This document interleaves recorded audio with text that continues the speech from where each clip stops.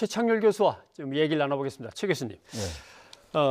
김남국 변호사가 금태섭 의원의 지역구인 서울 강서갑에 이제 예비 후보로 출마하게 되는데 여기에 대해서 금의원도 반발을 하고 이제 논란이 되고 있습니다. 자객 공천, 그러니까 금 의원이 조국 사태 때 당에 쓴소리를 너무 많이 했거나 당에 밑보였기 때문에 자객을 보냈다 이런 뜻인데 누가 만들어낸 말인지는 모르겠습니다만은 이게 어떻게 보십니까? 김남국 변호사가 그 검찰 개혁, 예. 조국 수호 이런 집회에서 사회도 보고 그랬었어요. 예. 그리고 이제 김남국 변호사가 이제 패널로도 많이 나왔죠 방송에. 근데 대체로 이제 좀 보기에 따라서 다르겠습니다만 김 변호사가 조국 전 장관의 우호적인 발언을 많이 했던 건 사실이에요. 예. 보기에 따라서 상당히 편향되게 보일 수도 있고 또 그렇지 않은 관점에서 볼 때는 뭐 자기 소신일 수도 있고 이런 예. 건데 금태섭 의원은 지금 말씀처럼 또 청문회 때 민주당 주류와는 좀 다른 목소리를 냈단 말이에요. 그렇죠. 그러니까 이게 대비가 될 수밖에 없어요. 그러니까 김남국 변호사가 뭐 그러한 것들을 의식하고 이제 자신의 인지도를 높이기 위해서 한 건지 아닌지 모르겠으나 저도 어쨌든 조국 전 장관에 대해서 상당히 우호적인 발언을 한 사람이 한쪽에 있고 또 당내에서 이제 반대의 목소리를 낸 사람이 한 선거구에서 경선을 치르면 당연히 이른바 아까 앵커께서 말씀하신 조국 소환이 될 수밖에 없죠. 예. 그게 이제 이른바 프레임의 측면에서 볼 때 민주당에서는 좀 부담스러울 수 있다고 저는 생각합니다. 네. 금태섭 의원은 이거 조국 수호 선거로 치르면 당이 오히려 더 불리한 거 아니냐라고 이제 분명히 얘기를 하면서 지적을 했더군요. 먼저 목소리를 들어보고 한번 넘어오겠습니다.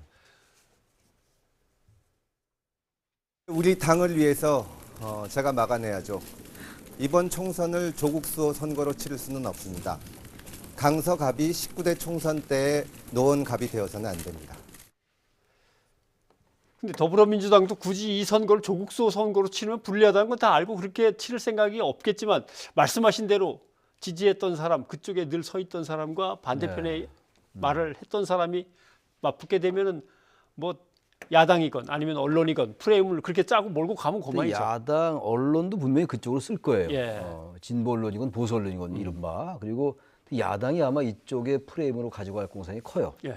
그리고 이제 지금 이제 민주당 내에서도 이게 조국 프레임으로 가면 안 된다. 조국 대 반조국, 이른바 친조국 대 반조국의 프레임으로 가면은 그 당시에 여러 가지 사안이 또 나오거든요. 예. 근데 어쨌든 조국 전 장관은 지금 여러 혐의로 기소되어 있는 상태거든요. 그렇다면 아무튼 물론 이제 그 지지자들에 따라 다르겠습니다만 유권자들의 성향에 따라 그게 전 좋은 프레임으로 생각하지 않아요. 당의 입장에서 볼 때, 민주당의 입장에서 볼 때. 전 그러면서 이제 경계의 눈초리를 보내고 있는 건데 민주당이 이걸 모를 리가 없었을 거예요. 일반 논조로 볼 때. 근데 저는 그래서 김남국 변호사가 이러한 부분들을 의식을 했는지 모르겠으나 아까도 말씀드렸다시피 그거 아시잖아요. 조지 레이코프가 쓴 책, 그 유명한 책 있잖아요. 코끼리는 생각하지 마. 생각하면 자꾸 코끼리 생각하지 말면 자꾸 코끼리 생각나거든요. 예. 그러니까 조국을 자꾸만 얘기하면 얘기할수록 그때 생각이 더 나는 거거든요. 하지 말라고 그럴수록. 이게 상당히 지금 예민한 문제가 됐습니다, 일단. 근데 이제 뭐 좀만 어떻게 하면 조국의 사람 또는 뭐 조국 자객 뭐 이런 식으로 자꾸 나오니까 갖다 자꾸 붙이게 되는데. 네, 그렇죠. 근데 이제 금태섭 의원의 항변도 일리는 있습니다. 아니 우리 동네에 살지도 않는 사람을 갖다 붙이냐. 그러니까 결국 어떻게 보면은 영입한 인사입니다. 막 이제 영입을 했는데 영입했죠. 영입하자마자 그리로 보내는 거 보니까 아니면은 이게 당에서 교감이 없이 이게 막 되어온 인사가 나 그쪽으로 가겠어라고 그렇게 딱 찍을 수 있느냐. 결국은 이게 당에서 뭔가 교감을 미리 한 다음에 슬쩍 밀어서 글로 보내는 거 아니냐. 이제 이 얘기가 나오는 거거든요. 그러한 추론이 가능한 게 금태섭 의원은 어쨌든 당내에서 조국 사태 때 다른 목소리를 냈단 말이죠. 네.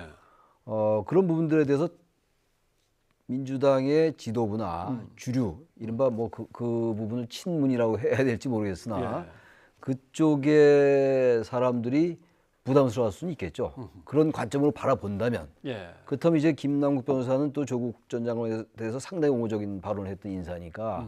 그리고 일단 신인하고 현역 의원하고 붙이면 인지도는 이쪽이 높지만 금태섭 의원이 신인은 또 가산점을 받지 않습니까? 아, 그렇죠. 그럼 경선구도라는 게 어떻게 예측할 수 없거든요. 그렇게 된다면은 일단 금태섭 의원을 이제 좀 배제할 수 있다라는 생각을 했음직도 해요. 예. 뭐 당연히 추론에 불과한 건데 그렇다면 이제 그런 부분이 하나 있고 또 지금 얘기되는 어쨌든 조국 프레임으로 선거를 치르면 다른 지역구 선거에 영향을 줄 수가 있죠. 그렇죠. 선거구라는 게 서울이 49개 아닙니까? 네. 수도권이 122개인데 여기서 계속 이런 얘기가 나면 인접 지역구나 인접 선거구에 영향을 주거든요. 아까 저기 금태섭 의원이 노원 갑 얘기 예. 19대 총선 때 그때 이제 그 유명한 발언도 있었던 거 아니에요? 낙검수 발언. 그런 걸 얘기하는 거거든요. 저는 그래서 이 부분은 만약에 이게 정말로 조국 대 반조국이 되면은 이건 예. 결코 민주당에게 유리하지 않을 거예요. 중도 유권자들이 볼 때 불편할 수 있거든요. 예. 아마 이제 그런 점을 의식을 양쪽 가능성이 다 있는 거예요. 그렇다면 정무적 판단을 한다면 굳이 김남국 변호사가 유난히 이제 조국 쪽에 가까웠던 인사이기 때문에 예.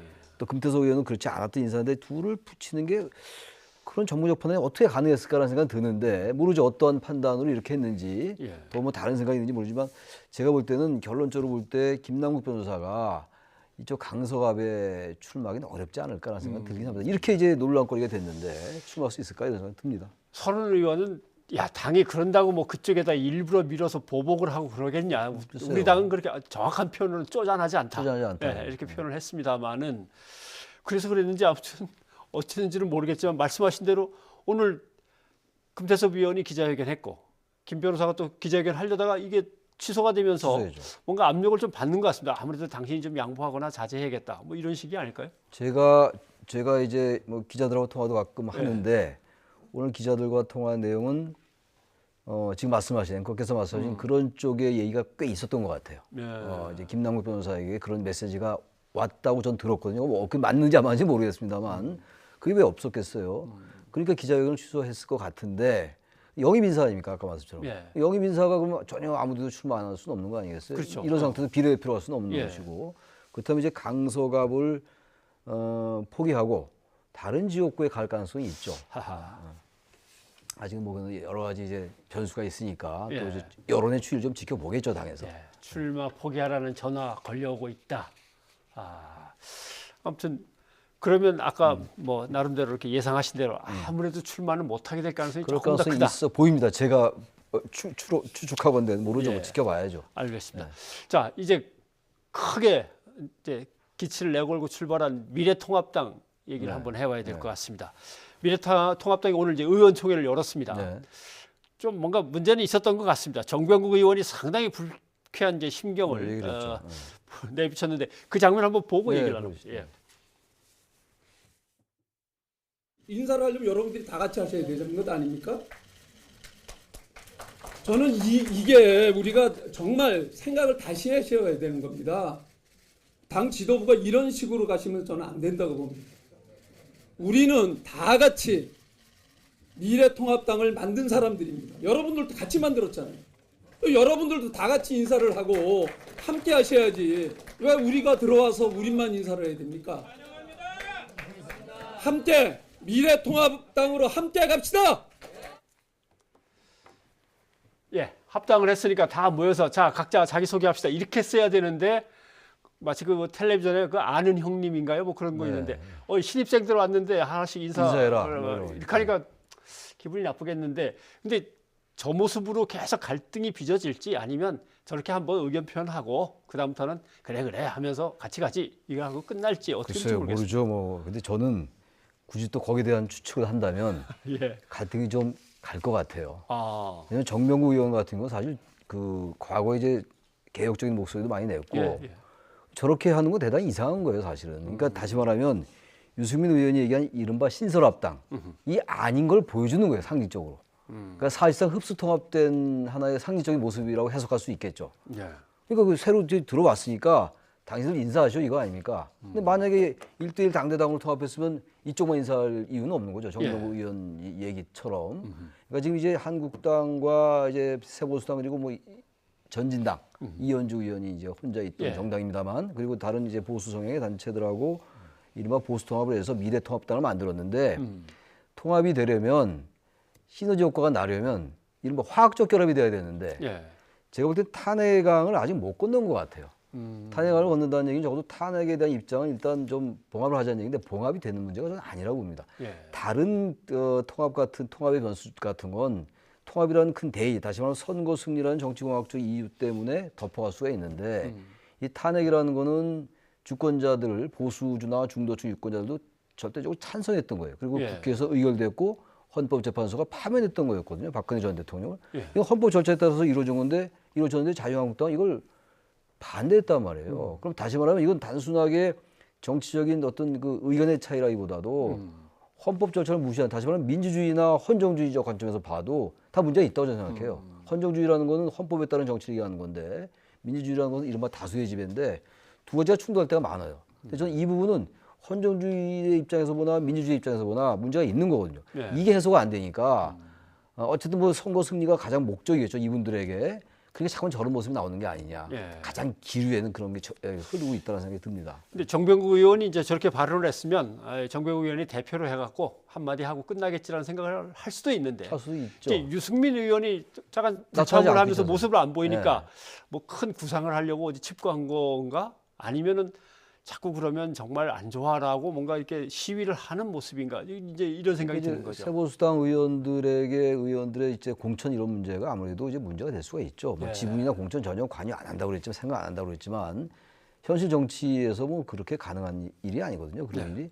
그런 부분하고 사실상 흡수통합 과정 속에서 유승민 의원이 생각하는 그런 그림이 아니라고 생각할 거예요, 유승민 의원. 그래서 자신이 생각하는 아마 그러한 이제 탄핵안을 건드는 거, 개혁보수의 집을 짓자, 이런 몇 가지가 해소됐다고 생각을 하지 않았는 거예요.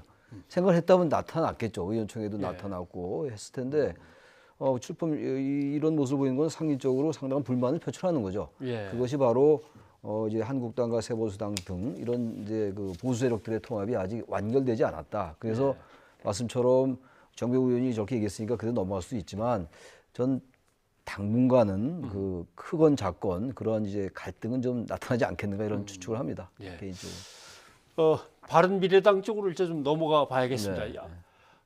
바른미래당이라고 아직은 불러야겠죠. 네, 이건. 그렇죠. 근데 이제 뭐 손학규 대표와의 어떤 갈등이 계속 빚어지고 하면서 결국 셀프 제명에 들어갔습니다. 그러니까 떠나보낼 사람들 다 떠나보내고 뭐 이렇게 되는 건데, 그러면 결국 껍데기만 남게 되는 건데, 이걸 어떻게 좀 마무리가 될까요?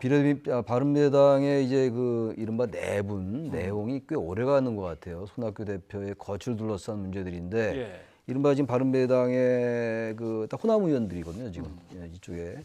그리고 이제 민주평화당, 대한신당 이제 그 이른바 호남통합. 이것도 이제 민주통합당이라는 이름은 좀 나오긴 나왔는데 최종 결정은 안 됐죠. 예. 그렇게 된다면 지금 이제 윤리위가 또 제명을 하지 않았어요. 윤리위 심사를 거친 의원총회 제명이 아니기 때문에 예. 이게 또 당내에서 문제가 될 수가 있을 것 같고. 당헌 당규에는 제명시킬 거면 윤리위원회를 거쳐야 된다. 거쳐야 되는데 그걸 안 거쳤어요. 예. 근데 당헌 당규의 문제와 이제 선관위 해석은 다를 수가 있는데 예. 그 부분도 또 하나의 갈등 요인으로 발생할 수가 있고, 그렇다고 해서 쉽게 바른미래당에서 제명했다고 민주평화당, 대한신당이 제명된 분 또 탈당할 예상이라는 거 아니에요? 지역구의 예. 분도 그분들하고 또 일부는 또 국민의당으로 가겠죠. 안철수 그렇죠. 의원에게 갈 거고 전 대표에게. 그렇다고 그쪽 3당 통합이 이루어질까? 이것도 당장 쉽지 않을 것 같아서 최소한도 손학규 대표의 입장 표명이 있어야 될 것 같습니다. 그래야지 이 통합도 진전이 되고 예. 입장이 좀 정리되지 않을까 이런 생각은 좀 듭니다. 하긴 말씀하신 대로 당을 맨 처음에 만든 안철수 의원부터 이미 떠난 지가 오래니까 그렇죠. 네. 참 그렇고, 선거관리위원회는 당 내부에서 제명돼 가지고 우리한테 통보만 하면 우리야 보고만 받으면 되는 건데, 이래라 저래라 하기도 참 난감한 상황이고. 그러니까 선거관리위원회가 이제 헌법기관이니까 예. 정치적 중립을 가지고 여러 가지를 판단하는 건 맞는데 선관위가 정당의 문제에 자주 개입하는 건 바람직하지 않아요. 일단 예, 정당에게 가능하면 완벽하게 정당법에 위배되는 게 아니라면은 정당의 자율성에 맡기는 게 맞죠. 그리고 정당법은요 우리나라밖에 없습니다. 그런 문제에 있어서 좀 지켜봐야 될 것 같습니다. 자, 이제 손학규 대표가 어떻게 움직이는가가 그렇습니다. 여기서는 관건이군요. 예, 교수님 고맙습니다. 네, 고맙습니다.